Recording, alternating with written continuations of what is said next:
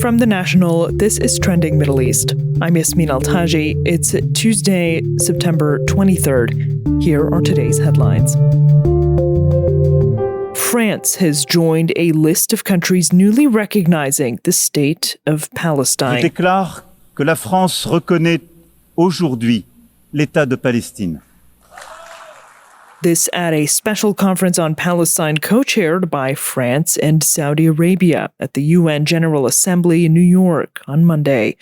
It's a watershed diplomatic moment for states in Europe and the West who appear frustrated by Israel's ongoing war in Gaza as it approaches its third year. The Commonwealth of Australia recognises the state of Palestine. We cannot accept that the natural way for the people in the Middle East to relate is through war. The historic decision of the British government to recognise the state of Palestine. The UK, Australia, and Portugal were a few who announced formal recognition of a Palestinian state over the weekend. Several states joined at the conference on Monday. The National's Fatima and Mahmoud reports from New York.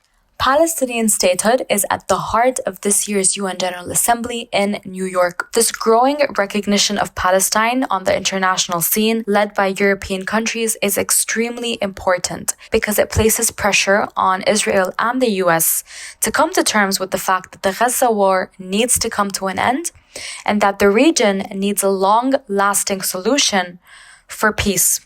French President Emmanuel Macron has faced fierce opposition to recognition, both from Israel and the U.S. Prime Minister Benjamin Netanyahu had said ahead of the conference that recognition of a Palestinian state is a, quote, huge reward for terrorism, unquote. Today is just as important. We have U.S. President Donald Trump addressing the assembly, and we have U.S. President Donald Trump meeting with representatives from Middle Eastern countries on the sidelines. Trump will be meeting representatives from the UAE, Qatar, Saudi Arabia, Egypt, and Jordan to discuss post-war plans for Gaza and how the Middle East can take part in these plans. Syrian President Ahmed al-Shara on Monday called for a new chapter in ties with the U.S. That was part of a discussion with retired U.S. Army General David Petraeus at a summit in New York on the sidelines of the UN General Assembly. Given how devastated Syria has been by the terrible civil war of well over a decade, how do you intend to achieve your vision for Syria? And what do you seek from the United States and the West to help you achieve that? There has been a severance of relationship between Syria and the United States over the past time. But however, the collapse of the former regime gave a new opportunity as a The Concordia Summit brought together the two men once on opposite sides of a war.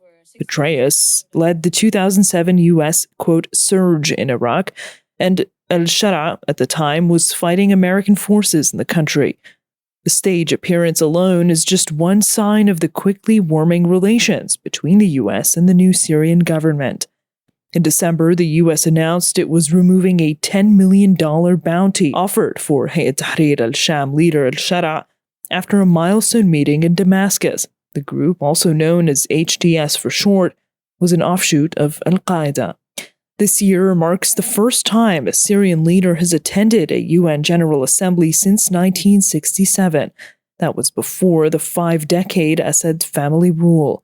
Since then, the Syrian president has sought to improve ties with Western and Arab states, while treading carefully in his responses to Israeli military operations inside Syria. His UN appearance comes as the country announces a long-awaited parliamentary election, now scheduled for October 5th.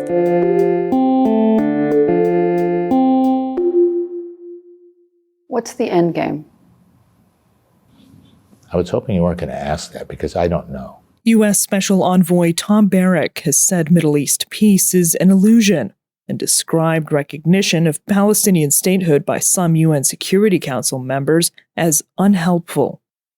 There's never been peace. There will probably never be peace because everybody's fighting for legitimacy. That's Barrack speaking to On the Record with Hadley Gamble, IMI chief international anchor. Barrack was critical of moves by world leaders, including UK Prime Minister Keir Starmer and French President Emmanuel Macron, to recognize Palestinian statehood. So people say, well, they're fighting over borders and boundaries. It's not what they're fighting over. A border or boundary is the currency of a negotiation. The end result is somebody wants dominance, which means somebody has to submit. In that part of the world, submit, there's no Arabic word for submit. They can't wrap their head around submit.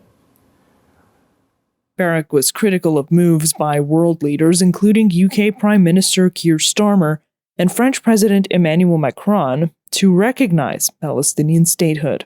Gaza's health ministry estimates that at least 65,300 Palestinians have been killed as a result of Israel's war. There's evidence that mounting casualties have begun to weigh on U.S. President Donald Trump's supporters at home. That's all for this morning's headlines. You can get these stories and follow our live coverage from the United Nations in New York at thenationalnews.com. Yasmin Altaji, The National.